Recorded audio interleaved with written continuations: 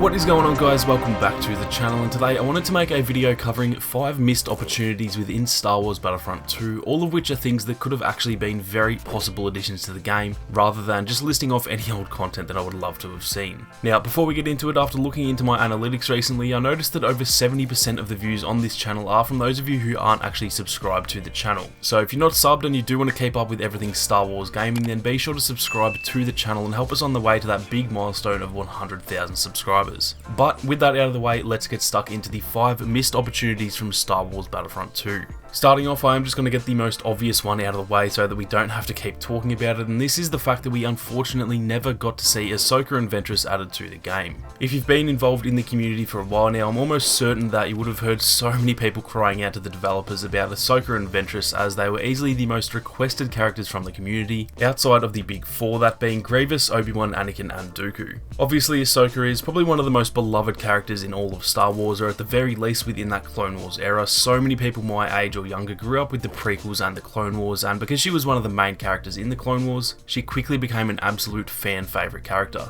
Now, obviously in the middle of 2018, DICE did announce that we'd finally be getting some more Clone Wars content added to the game, as at that time we really only had Maul, Chewie and Yoda as heroes from the prequel era, and obviously Chewie and Yoda are arguably more OT focused characters anyway. So the community was desperate for some Clone Wars content, and finally we were told we would be receiving some. Obviously the 4 that we got were more pivotal characters than AHSOKA or VENTRESS. Anakin and Obi-Wan are the 2 main characters of the entire prequel trilogy, and Grievous and Dooku were just the perfect counterparts for those 2. And so I don't think anyone was really disappointed to get the likes of those 4 over AHSOKA and VENTRESS, but after those 4 arrived, the community was definitely excited for some more heroes, which up until BB-8 and BB-9E we really didn't get for a very long time. Now, not only were they the most requested characters by the community, but Clone Wars Season 7 came out in February of 2020, which was pretty much the perfect time to drop these 2 heroes, as we just got our hands on the Rise of Skywalker content and there was no official word on what was coming in the future. So it seemed like the perfect time for them to arrive to the game.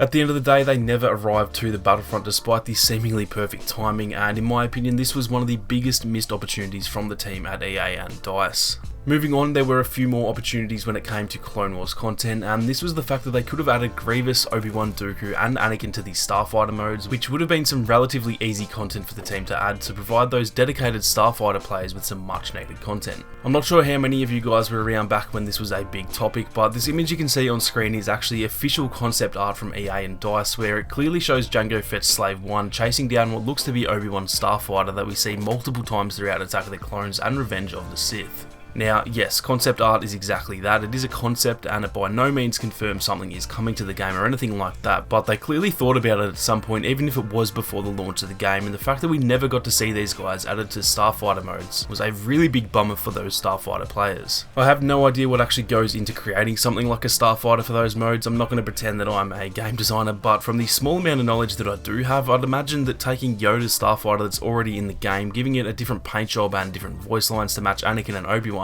surely wouldn't be too big of a feat for the team over at DICE to pull off. Now obviously Grievous and Dooku would be a completely different story. They'd have to be made from scratch, so I'd imagine it would be a lot harder to do, but I just think that it's something they really did miss out on for this game. Adding content like that where they could have just changed and tweaked a few things to add different versions, kind of similar to how there were 138 different playable Falcons in the game. Like I said, maybe this was a lot harder than I think it is, so I'm sure there's probably valid reasons for it, but it definitely does feel like a big missed opportunity for me at the end of the day. Moving on, the next thing that felt like a missed opportunity was the fact that we never saw any Mandalorian content added to Battlefront 2. When Solo: A Star Wars Story came out in May of 2018, we received an entire season focused around that. When The Rise of Skywalker came out in December of 2019, again we received a whole season of content for that, but for Mando we saw no content whatsoever. In my eyes, adding promotional content to a game like Battlefront 2, especially seeing as the game was at an all-time high when Mando dropped, is really just free promotion for your other Star Wars content, and it honestly kind of baffles me that we didn't get a single thing from the show. I understand that the movies are much bigger than the shows, and that Rise of Skywalker was only a few months later, so it would have been pretty hard to pull off from a time management standpoint, but on paper it makes absolute sense that they should have been promoting Mando through one of their most regularly used mediums in Battlefront 2. The Mandalorian was the first live action show in Star Wars history, and seeing as that is somewhat of a risk, and that they had no idea how good or bad the show would be received, You'd think that any promotion they could do, they would have done, and I think Battlefront 2 would have been the absolute perfect testing ground for promotional content like that, similar to what they did with Star Wars Galaxy of Heroes. At the end of the day, it was never meant to be, but I don't think anyone would deny that it would have been awesome to see Din Djarin and Moff Gideon running around on the Battlefront. Moving on, the next thing that I honestly cannot believe we never got was the addition of HUTT contracts back into the Battlefront franchise. For those of you unfamiliar with HUTT contracts from Battlefront 2015, these were essentially a sort of challenge where you would choose which challenge to do and then you would receive rewards for completing them, mostly in the form of star cards and new blasters.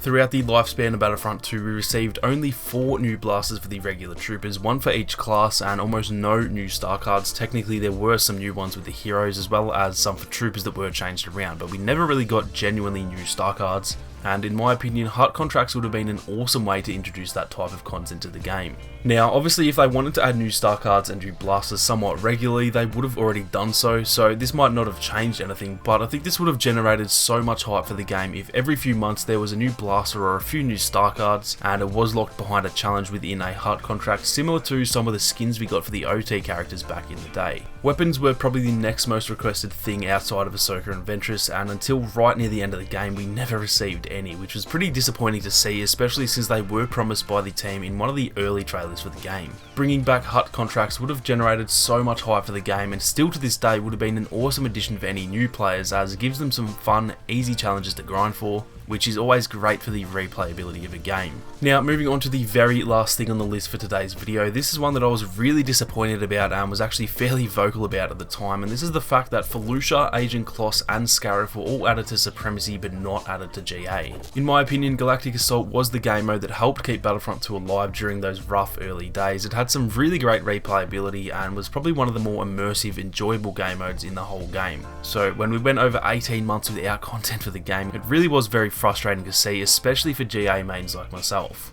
DICE brought Supremacy into the game, and honestly the day that Supremacy was added, GA was essentially just disregarded as a game mode, never saw any other content added other than just the content that every mode gets, like heroes and reinforcements, but in terms of maps we never saw anything after Geonosis. Now, don't get me wrong, there are 13 GA maps in the game, which is actually pretty incredible when you compare that to other AAA games, as well as considering the scale of those maps. They're all huge and insanely detailed, so I'm not really complaining about the lack of content there, more just the fact that it went so long without any more additions. Felucia, Agent Kloss and Scarif were all not only fan favourite maps, but they were quite literally worked on during the lifespan of the game, being added to Supremacy and the hero game modes, but not to Galactic Assault, even though most of them probably would have worked really well without any drastic changes. Felucia had a fairly linear layout to where you could actually start the teams on one side of the map and kind of track through the map like most of the other GA maps. So honestly, when we got our hands on the map and I saw how it was laid out and then got confirmation that it wouldn't be coming to GA, I think a large percentage of the community were really confused by that, let alone being pretty frustrated by it as well. Agent Kloss and Scarif were definitely a bit less linear than Felucia, but even still I have no doubt those maps could be laid out in a way that would work perfectly for Galactic Assault without changing the physical layout of the maps.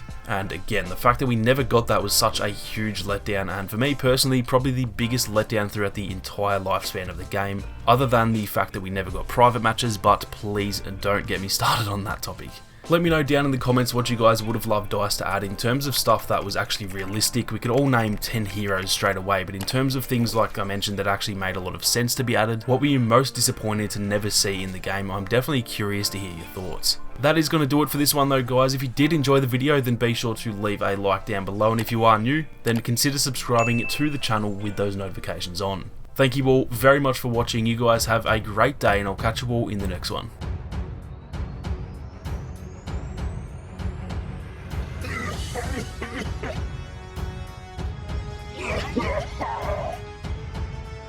Crush them! Make them suffer!